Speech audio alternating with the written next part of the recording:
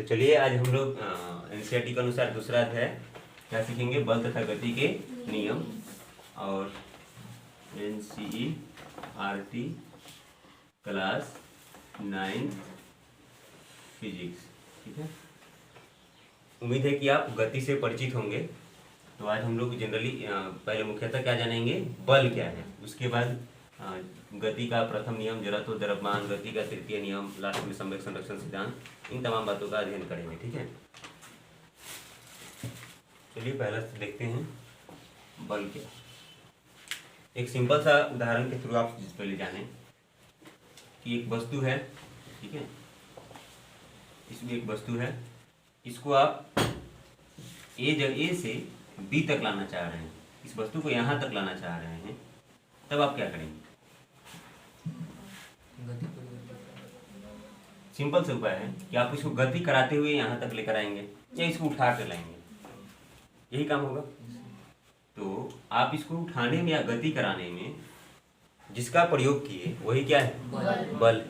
तो हम क्या कह सकते हैं कि बल एक क्या है, कारक है जो किसी वस्तु का क्या कर सकता है जी, उस पर जो किसी वस्तु में को त्वरित कर सकता है या उसका स्थान बदलवा देता है।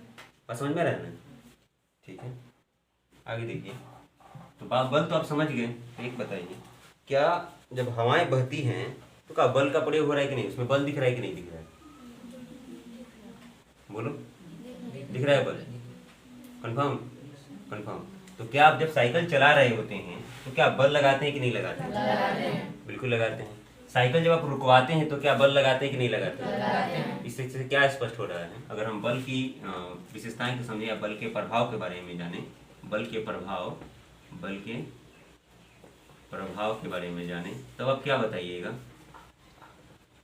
यह गति में मौजूद वस्तु को क्या करते हैं जी, विराम में ला देता है।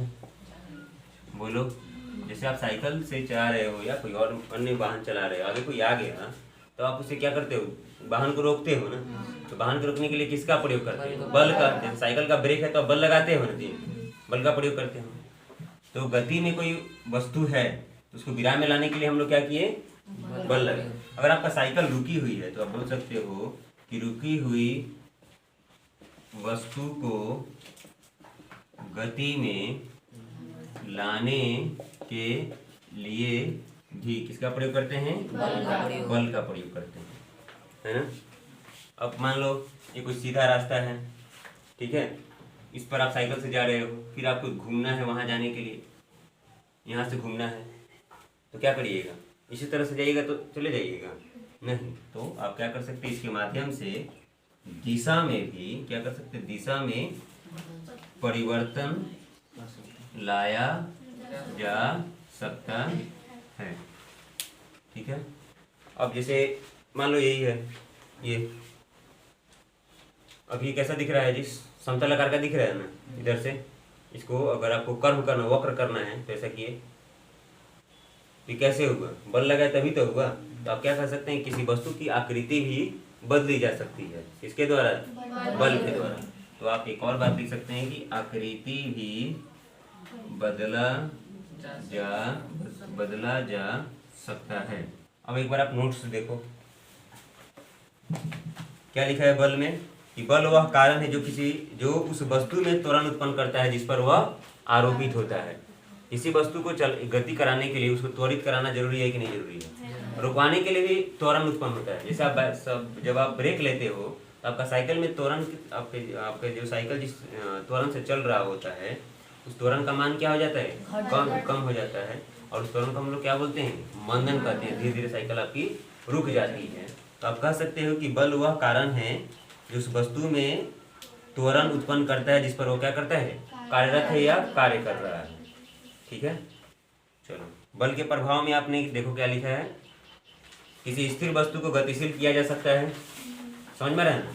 दूसरा क्या है, गतिशील वस्तु को गति को तीव्र या मंद किया जा सकता है। मतलब कोई भी वस्तु गति में है तो उसकी स्पीड को हम क्या कर सकते हैं, बढ़ा सकते हैं, नहीं तो घटा सकते हैं। ठीक है, वस्तु की गति की दिशा भी बदली जा सकती है। वस्तु की आकृति में भी परिवर्तन किया जा सकता है। मतलब 4 इफेक्ट है। किसका इफेक्ट है? बल का प्रभाव। ठीक है, और भी इसका आगे देखेंगे।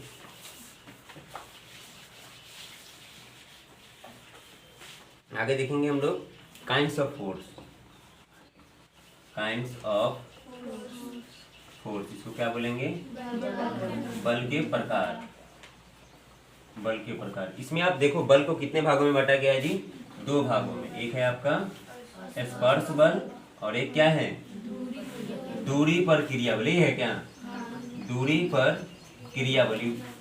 क्रिया बल जिस विद्यार्थी को नहीं समझ में आएगा ये समझा रहे हैं हम। स्पर्श बल में देखो क्या क्या आएगा। स्पर्श बल में आएगा आपका पेशीय बल और एक क्या आएगा?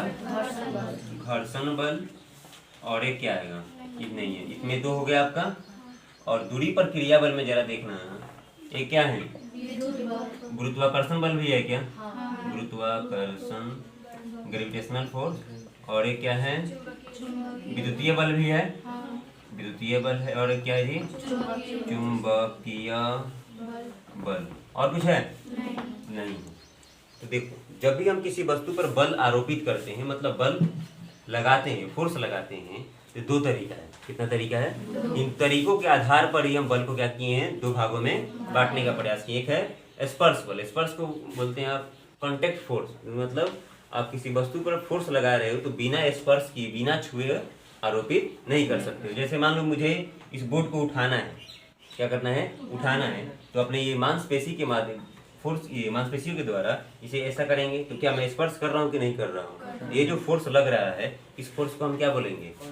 नहीं, स्पर्श बल। जैसे आपको बाल्टी उठाना है, बाल्टी पानी एक जगह से दूसरी जगह तक लेकर जाना है, तो आप उठाओगे तो इसमें मांसपेशी का फोर्स लगाओगे, मांसपेशी बल लगाओगे। इसको बिना छुए लगाओगे क्या? छूना पड़ेगा। तो आप बाल्टी उठाकर एक जगह से दूसरी जगह तक जा रहे हो तो वैसे बल को हम क्या बोलेंगे? स्पर्श बल। स्पर्श बल में क्या कौन प्रकार है? पेशीय बल। ठीक है। अब एक और समझते हैं घर्षण बल। इसका डेफिनेशन हम लोग जानेंगे, पहले आप समझ लो। जब अगर आप एक बार से समझ लेते हो ना, बुक का भी डिफिनीशन देखोगे तो समझ में आने लगेगा। ठीक है। अब देखो घर्षण बल क्या होता है। जैसे आप साइकिल से चला रहे हो, साइकिल, ठीक है, साइकिल से जा रहे हो। अगर आपका साइकिल का जो पहिया है, ठीक है, उस पहिया में देखना कुछ उगा होता है ना, ऊपर खाबड़ जैसा होता है पहिया। अगर पहिया पूरा इस तरह से रहे, एकदम पूरा प्लेन रहे, ठीक है, पूरा प्लेन रहे और आपका सड़क भी इसी तरह से रहे, तो क्या आप साइकिल चला पाएंगे? नहीं। चलेगा। गिरने की संभावना कितना रहेगी? कम से कम 99% रहेगा गिरने की संभावना। ठीक है, बात समझ में आ रहा है ना? तो अब यहाँ पर क्या है बताने का, घर्षण बल कि एक मान लो इस आपका पहिया हो गया और एक क्या हो गया? इस सड़क हो गया। क्या हो गया? सड़क। पहिया आपका इधर फोर्स लगा रहा है, आगे की तरफ जा रहा है, और यहाँ इन पहिया और सड़क के बीच में एक फोर्स काम कर रहा है या एक बल काम कर रहा है, जिसे हम लोग क्या बोलते हैं? घर्षण बल। मतलब 2 सतहों के बीच में जो बल कार्य करता है उसको हम क्या बोलते हैं? घर्षण बल। जैसे देखो इन दोनों को हम एक दूसरे से रखें यहाँ, ठीक है, ऐसे ऐसे कर रहे हैं, ठीक है, तो बहुत आसानी से इधर उधर हो रहा है। मतलब इसके बीच में जो फोर्स घर्षण बल लग रहा है बहुत कम है। 2 ईंट जोड़ा गया है, 2 ईंट, ठीक है, सीमेंट और बालू से, तो उसके बीच में भी घर्षण बल कार्य करता है। वहाँ घर्षण बल क्या है? ज़्यादा है। बस समझ में आ रहा है? तो घर्षण बल क्या करते हैं? हम लोगों को चलने में मदद करता है। अगर घर्षण बल हटा दिया जाए तो ये समझ लो आप साइकिल या वाहन वगैरह नहीं चला पाओगे। एक और बात बताइए, अगर आपके हम साइकिल का घर्षण बल बढ़ा देते हैं तो क्या होगा? घर्षण बल बढ़ा देंगे तब क्या होगा? घर्षण बल बढ़ा देंगे तब क्या होगा? घर्षण बल बढ़ा देंगे तो आपका साइकिल बहुत धीमी गति से चलेगा। कैसे चलेगा? धीमी गति से। छोटा सा एग्जाम्पल, जैसे ईंट का जो सोलिंग किया जाता है ना, ईंट वाला जो सड़क बनाया जाता है, उस पर घर्षण बल ज्यादा होगा कि जो काला सड़क है उस पर घर्षण बल ज्यादा होगा? ईंट वाला पर घर्षण बल ज्यादा होगा। तो उसको कम करने के लिए सरकार क्या कराती है? मतलब वो पूरा प्लेन सड़क बनाती है जिससे घर्षण बल क्या हो जाए? कम हो जाए। घर्षण बल कम होने से क्या फायदा होगा? गाड़ी बहुत शीघ्रता से जाएगी, तेजी से जाएगी। तो इसका मतलब क्या हुआ कि आप अपने साइकिल में जब साइकिल बनवाने जाते हैं या खुद अपने घर के लोग आपको सलाह देते हैं कि आप चैन में या जो वॉल बेयरिंग है वहाँ पर कुछ संहेक जैसा पदार्थ डालो या तेल डालो या मोबिल डालो, सजेस्ट किया जाता है आपको। इसके पीछे क्या कारण है? घर्षण बल को कम करना। बस समझ में। जब भी आप किसी मिस्त्री वगैरह के पास जाओगे तो इस सब पर ऐसे बातों पर भी क्या दो, ध्यान दो कि आखिर में क्यों वहाँ पर ग्रीस लगाया, आखिर में मोबिल क्यों लगाया जी बोलो। घर्षण बल का वैल्यू कम करने के लिए। तो बताओ घर्षण बल जब कहीं लागू होगा तो क्या उसमें दो सतह संपर्क में आएगा कि नहीं आएगा? आएगा। तो आप घर्षण बल की डिफिनीशन आपको मिल जाएगा, प्रिंसिपल भी मिल जाएगा। इतना आपको समझ में आएगा कि घर्षण बल कहाँ कहाँ काम करते हैं। एक और बात बताइए, अगर आप सड़क पर पैदल चल रहे हो तो वहाँ तो घर्षण बल काम नहीं करेगा, करेगा कि नहीं करेगा? कहीं भी चल रहे हो तो करेगा। बस समझ में रहे ना। चलो अब देखो विद्युतीय बल, पहले यही समझा के फिर इसके बाद हम ये समझेंगे विद्युतीय बल समझते हैं। जैसे आप बचपन में या अभी जैसे कि इस पर घर्षण कराकर, ठीक है, बार बार रगड़ाकर कागज के छोटे टुकड़े उठाए थे, टुकड़ा इसमें क्या हो गया था, संपर्क में आ गया था। तो इस अवस्था में जो फोर्स लगा उसको हम क्या बोलते हैं? विद्युतीय बल। इसमें आवेश उत्पन्न हो जाता है। टेंथ क्लास में और आप इसे विस्तार से समझेंगे। आप यही समझो कि आप घर्षण कराए से, ठीक है, तो यहाँ पर एक फोर्स उत्पन्न हुआ, कागज का टुकड़ा इसमें आकर्षित हो गया। तो इस प्रकार के बल को हम क्या बोलते हैं? विद्युतीय बल। ठीक है। एक होता है गुरुत्वाकर्षण बल, इसमें दुनिया का कोई भी वस्तु एक दूसरे को क्या करती है? आकर्षित करने का प्रयास करती है। ठीक है, ऐसे बल को हम क्या बोलते हैं? गुरुत्वाकर्षण बल। गुरुत्वाकर्षण बल और गुरुत्व बल दोनों अलग अलग चीज होता है। हम लोग इसको भी समझेंगे। गुरुत्व बल जरा समझो। जैसे यहाँ पर राम है और यहाँ श्याम है, दोनों पास पास में है, तो दोनों के बीच में क्या लगेगा? एक बल काम करेगा। मतलब राम का शरीर इसके पास खींचने का प्रयास करेगा, इसका शरीर इसके पास। ठीक है, तो ऐसे बल को हम क्या बोलेंगे? गुरुत्वाकर्षण बल। थोड़ा सा क्या, जैसे सूर्य है और चंद्रमा है, क्या है? चंद्रमा है, तो इसके बीच में भी बल लगता है, तो ऐसे बल को हम क्या बोलते हैं? गुरुत्वाकर्षण बल। क्या करें? और दूसरा देखते हैं, एक है आपका जैसे मान लो एक आदमी है, ठीक है, और एक पृथ्वी है, तो इसके बीच में जो बल कार्य करेगा उसी को हम क्या बोलते हैं? गुरुत्व बल। क्या बोलते हैं? गुरुत्व बल। मतलब दो वस्तुओं के बीच में अगर एक पृथ्वी आ जाए तो गुरुत्वाकर्षण बल का ही नाम क्या हो जाता है? गुरुत्व बल। सीधे क्या है कि गुरुत्व बल क्या होती है कि दुनिया की कोई भी वस्तु एक दूसरे को क्या करती है? आकर्षित करने का प्रयास करती है या आकर्षित करती है, जिसे हम क्या बोलते हैं? गुरुत्व बल। ध्यान में रखिएगा, गुरुत्व बल का ही देन है कि पृथ्वी क्या करती है? किसके चारों तरफ चक्कर लगाती है? सूर्य। और चंद्रमा किसकी तरफ चक्कर लगाता है? पृथ्वी। अगर थोड़ा सा भी इधर उधर हुआ, डिस्टेंस में थोड़ा सा पृथ्वी सूर्य के पास चला जाए या थोड़ा दूरी आ जाए, तो ये जो परिक्रमण काल है, जो टाइम है, वो गड़बड़ हो जाएगा। नहीं तो कुछ ऐसा भी हो सकता है जिसकी आप अनुमान नहीं लगा सकते। ठीक है, लेकिन एक कांस्टेंट दूरी पर है, मतलब नियत दूरी पर है, जिसके कारण क्या हो पाता है? पृथ्वी सूर्य के चारों तरफ चक्कर लगा पाती है। इसके पीछे कौन सा फोर्स करा रहा है? आखिर में कैसे कहेंगे यहाँ पर फोर्स लग रहा है? सिंपल एक बात है, जब गति हो रहा है तो कहीं ना कहीं बल तो लग रहा है ना। जैसे आप साइकिल चलाकर यहाँ आए हैं तो क्या फोर्स का प्रयोग नहीं किए हैं? किए हैं। आ रहे समझ में? चलो ये भी आप समझ गए, ये भी समझ गए। चलिए एक और समझते हैं। एक और प्रकार है जिसको हम लोग बोलते हैं रिजल्टेंट, रिजल्टेंट फोर्स। हिंदी में देखो तो क्या लिखा? परिणामी बल। परिणामी बल। एक दीवार है, ठीक है, ये राम का हाथ है, ये श्याम का है और ये मोहन का है। ठीक है, आपको मालूम है कि बल को न्यूटन में मापते हैं, सबको मालूम है। तो मान लो ये राम है जो 5 न्यूटन का बल लगा रहा है, ये 3 न्यूटन का बल लगा रहा है और ये 6 न्यूटन का बल लगा रहा है। कहाँ? एक ही वस्तु पर। ये जो तीनों का योग होगा ना, तीनों का एक साथ बल एक वस्तु पर लग रहा है, तो ऐसे बल को ही हम क्या बोलते हैं? परिणामी बल या रिजल्टेंट फोर्स बोलते हैं। आ रहा है समझ में? जब बहुत सारा फोर्स मिलकर एक फोर्स हो जाए या एक बल हो जाए, तो ऐसे बल को हम क्या बोलेंगे? परिणामी बल। आ रहा है समझ में? इसमें आपने क्या लिखा है? किसी वस्तु पर लगने वाला वह अकेला बल जो उस वस्तु पर एक साथ क्रियाशील अनेक बलों के समान प्रभाव। यहाँ पर जो बल लग रहा है तो अकेला ही हो रहा है ना। ठीक है, तो ठीक है, एक बार इसे दोबारा देख लीजिए। किसी वस्तु पर लगने वाला वह अकेला बल जो उस वस्तु पर एक साथ क्रियाशील अनेक बलों के समान प्रभाव उत्पन्न करे। आप जो नोट्स लिखे इसमें मिलाते भी रहिएगा कि आपने सही लिखा है कि गलत लिखा है। ठीक है,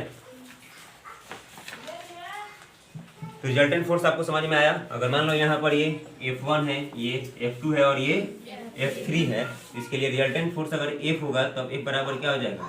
F1 plus F2 plus F3। आ रहा है समझ में? तो यानी जो ये F होगा अकेला इन तीनों के क्या करेगा? परिणामी बल होगा। ठीक है, अब दो और समझते हैं, जरा देखो। एक होता है आपका, जरा देखना, बैलेंस फोर्स, और एक क्या है? अनबैलेंस फोर्स, यही है ना? अनबैलेंस फोर्स, इसको बोलते हैं संतुलित बल, और एक है आपका असंतुलित बल। इसका प्रयोग करके, जैसे मान लो इस दीवार को मुझे तोड़ना है, क्या करना है? तो मैं इस पर बल जो लगा रहा हूँ, बल ऐसे, ठीक है, तो क्या दीवार टूट रहा है क्या? तो मेरे द्वारा जो बल आरोपित किया गया उसको क्या बोलते हैं? संतुलित बल। क्या बल? संतुलित बल। जैसे आपको ये उठा रही है, आप उठ ही नहीं रहे आपसे, तो इस बल को हम क्या बोलेंगे? संतुलित बल बोलेंगे। ठीक है, ये समझ में आया आपको? अब देखो, और संतुलित बल में जरा देखो क्या लिखा है। जब किसी वस्तु पर एक साथ अनेक बल इस प्रकार क्रियाशील हो कि इसका परिणामी बल क्या हो जाए? शून्य हो जाए। अब जरा समझो, जैसे मान लो हम लोग 10 आदमी को इस दीवार पे धकेल रहे हैं, ये दीवार हिला ही नहीं, टूटा ही नहीं, गिरा ही नहीं, तो यहाँ पे रिजल्टेंट फोर्स क्या हो गया? शून्य हो गया। क्या हो गया? शून्य हो गया। इस बल को हम क्या बोलेंगे? संतुलित बल। तो एक बात बताइए, क्या आप संतुलित बल का प्रयोग करके किसी व्यक्ति को धकेल सकते हैं? किसी वस्तु को उठा सकते हैं? क्या किसी को गिरा सकते हैं? नहीं। बात समझ में आ रहा है? तो संतुलित बल में क्या होता है कि परिणामी बल का वैल्यू क्या होता है? शून्य होता है। एक और बात बताइए, क्या संतुलित बल का प्रयोग करके किसी गतिशील वस्तु को हम लोग मंद कर सकते हैं क्या? तो क्या किसी मंद वस्तु को या रुकी हुई वस्तु को चला सकते हैं क्या? नहीं चला सकते हैं। आया समझ में? क्योंकि इसका परिणामी बल क्या होता है? शून्य होता है। अब असंतुलित बल समझो, कि जब हम किसी वस्तु पर एक साथ अनेक बल, सुनो, जब किसी वस्तु पर हम लोग एक साथ अनेक बल लगाते हैं, अगर उसका परिणामी बल शून्य नहीं हो तो उसे हम क्या बोलेंगे? असंतुलित। इस दीवार को मान लो तोड़ना है, क्या करना है? हम लोग कौन बल लगाएंगे? संतुलित क्या असंतुलित? असंतुलित। ठीक है, मतलब यही होता है। जैसे देखो, एक कोई व्यक्ति हो गया और इधर एक व्यक्ति हो गया, इधर से इसको 5 न्यूटन लगा रहे हैं और इधर से ये कितना न्यूटन लगा रहा है? तो क्या ये दोनों एक दूसरे को गिरा पाएगा? नहीं गिरा पाएगा। और ये लगा दिया 10 न्यूटन और ये लगा दिया कितना न्यूटन? 5 न्यूटन, तो कौन गिरेगा? 5 वाला। एक दीवार ही मेरे से अभी अकेला क्यों नहीं टूट रहा है बताओ? क्योंकि जो मेरा फोर्स है इस फोर्स के मुकाबले बहुत कम है। समझ में आ रहा है? तो संतुलित असंतुलित समझ में आया कि नहीं आया? बोलो। तो क्या किसी वस्तु को चलाने के लिए कौन सा बल का प्रयोग करेंगे? Unbalance force. ठीक है, अब जरा समझो।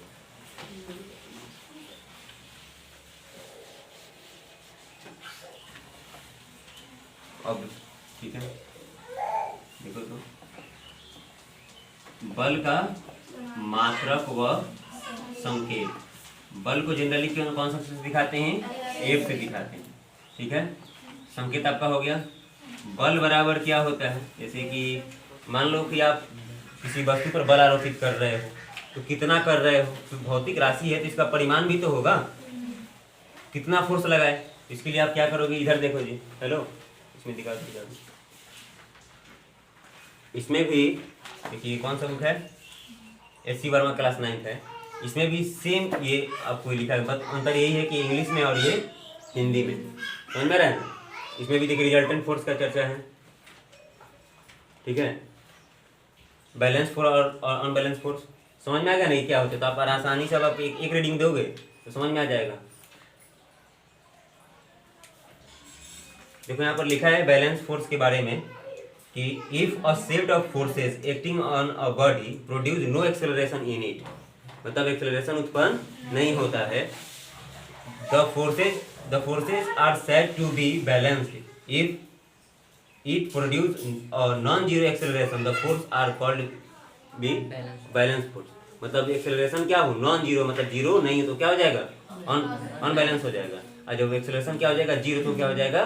बैलेंस। अब इसे आप पढ़ोगे तो समझ में आएगा कि नहीं आएगा? अब कहना बेकार हुआ कि खराब? कैसे हुआ? बेकार है? चलो ये भी समझिए।